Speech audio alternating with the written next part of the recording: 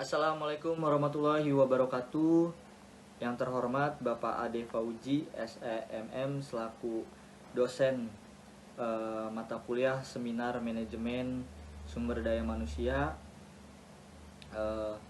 Di sini saya akan mempresentasikan hasil tugas akhir proposal yang berjudul Pengaruh Kompensasi Kerja dan Motivasi Kerja terhadap Kinerja Karyawan PT Standar Toyo Polimer. Yang pertama, bab 1, saya akan menjelaskan tentang latar belakang penelitian. Dalam suatu perusahaan dapat beroperasi dengan baik apabila mampu mengkombinasikan antara sumber daya yang ada. Dengan demikian perusahaan dapat menghasilkan barang dan jasa yang dapat dipasarkan. Sumber daya tersebut dapat berupa manusia dan mesin, modal yang dimiliki dan dijalankan oleh sebuah perusahaan, maka perusahaan itu akan mudah mencapai tujuannya. Dalam kaitannya sumber daya manusia merupakan aset yang sangat penting bagi sebuah perusahaan. Oleh karena itu, perusahaan memerlukan sumber daya untuk mencapai tujuannya.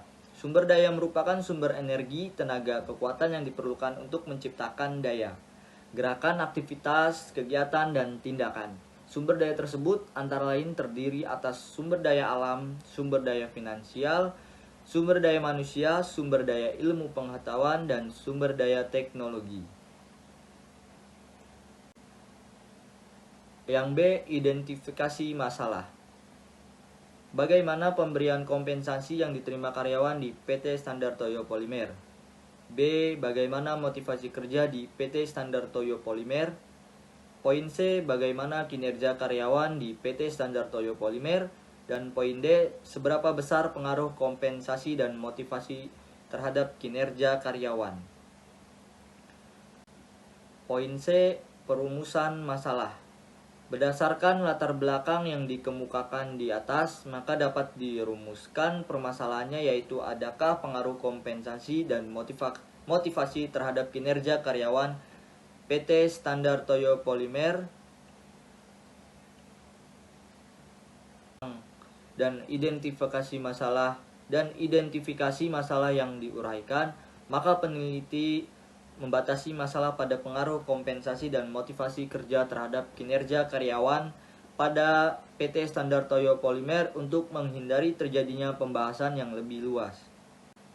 Poin E, tujuan penelitian. Agar penelitian menjadi lebih terfokus, maka perlu dikemukakan tentang tujuan penelitian berdasarkan perumusan masalah yang ada. Maka tujuan dari penelitian ini adalah ingin mengetahui pengaruh kompensasi dan motivasi terhadap kinerja karyawan pada PT Standar Toyo Polimer.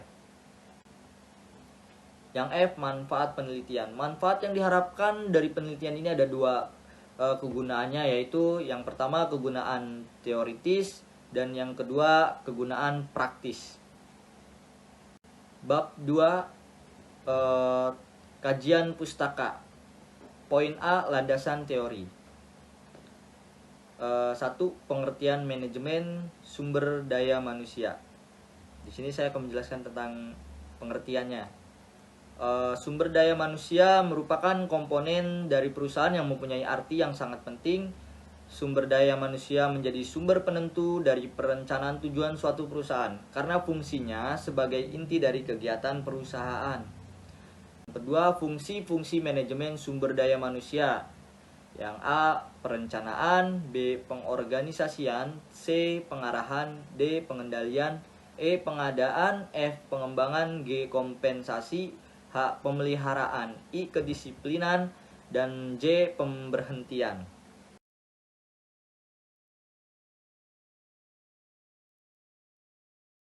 Pengertian kompensasi menurut Hasibuan 2017 halaman 119.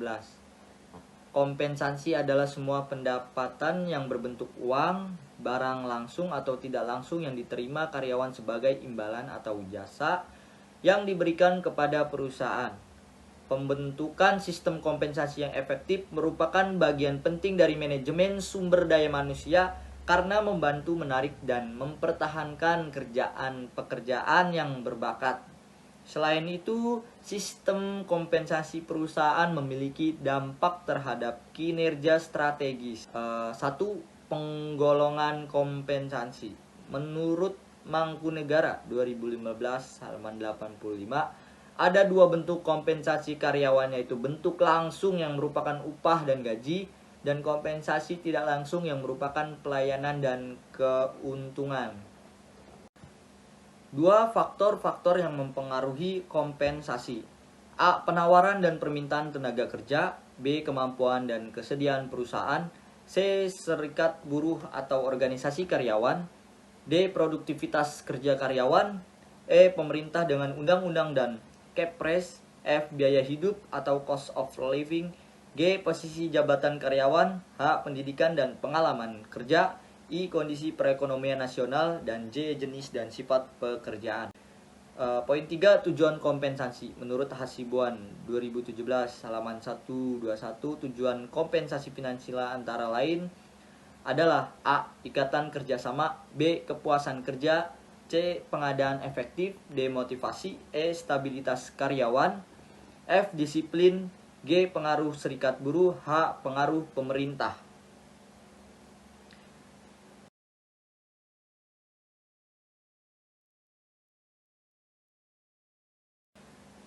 Yang keempat, sistem pemberian kompensasi. Menurut Hasibuan 2014 halaman 123 sampai 127, ada beberapa patokan umum yang diharapkan dijadikan pedoman dalam praktik sistem kompensasi, yaitu yang A. Sistem waktu. B. Sistem hasil. C. Sistem borongan. Yang kelima, kebijakan dalam pemberian kompensasi. Dessler mengatakan bahwa untuk menentukan skala gaji atau upah ada beberapa faktor yang mempengaruhi. Di antaranya A. Faktor hukum. B. Faktor serikat buruh. C. Faktor kebijakan. D. Faktor keadilan. Yang keenam, pengaruh kompensasi terhadap kinerja. Dengan adanya kompensasi yang baik dalam perusahaan akan membawa dampak yang positif untuk perusahaan. Apabila karyawan mendapatkan kompensasi yang sesuai dengan apa yang telah dilakukan dalam perusahaan, maka karyawan akan cenderung melakukan yang terbaik untuk perusahaan. Sehingga karyawan akan berusaha mempertahankan dan bahkan meningkatkan kinerjanya dalam perusahaan. Namun apabila karyawan merasa kompensasi yang diberikan perusahaan tidak sesuai dengan kontribusi yang telah dilakukan untuk perusahaan, maka karyawan akan cenderung kurang maksimal dalam melakukan tugas dan tanggung jawabnya untuk perusahaan.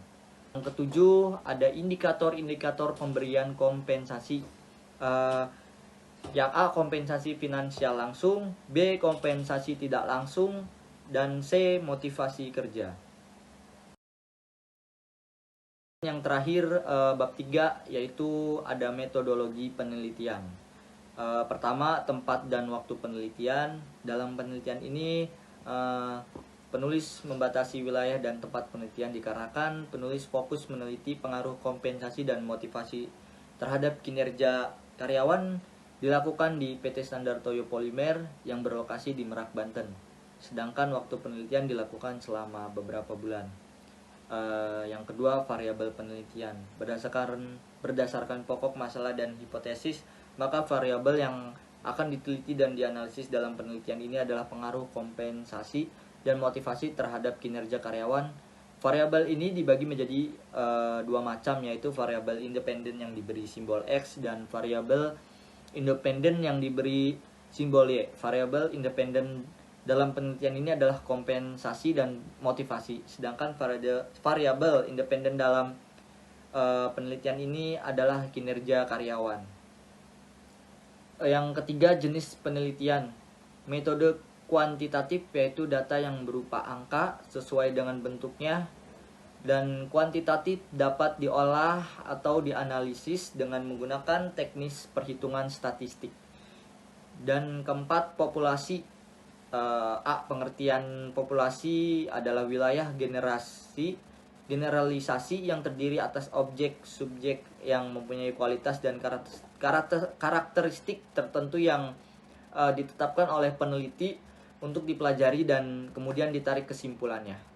Itu menurut Sugiono 2016, tahun 2016 halaman 80.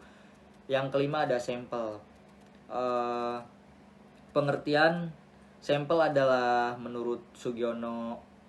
pengertian sampel menurut Sugiono 2016 halaman 81 adalah bagian dari jumlah bagian dari jumlah dan karakteristik yang dimiliki oleh populasi tersebut. Dan yang keenam, teknik pengumpulan data. Pengumpulan data yang digunakan dalam penelitian ini terdiri dari primer dan data sekunder.